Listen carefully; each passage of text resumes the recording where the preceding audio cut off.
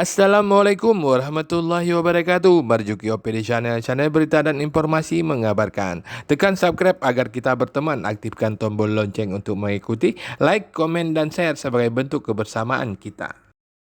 Beralih ke berita wisata, destinasi wisata Arung Jeram Lukuk Badak di Kecamatan Penggasing yang terletak 7,9 km dari Takengon, ibu kota Kabupaten Aceh Tengah, dapat diikuti oleh berbagai usia, mulai dari anak-anak umur 2 tahun sampai dengan orang dewasa.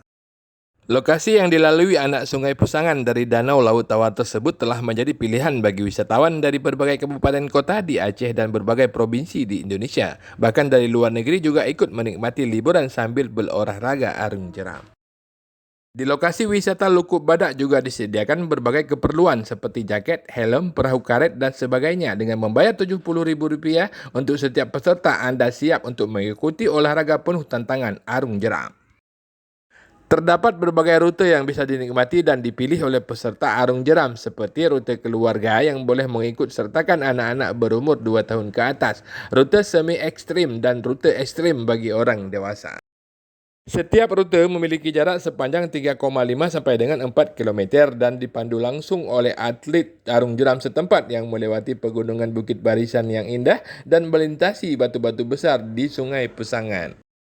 Pada setiap titik berbahaya, wisatawan akan diberi aba-aba oleh pemandu. Mari nikmati wisata di Kabupaten Aceh Tengah yang terletak di tengah-tengah Provinsi Aceh ini. Demikian, wassalamualaikum warahmatullahi wabarakatuh. Illal liqa. Video.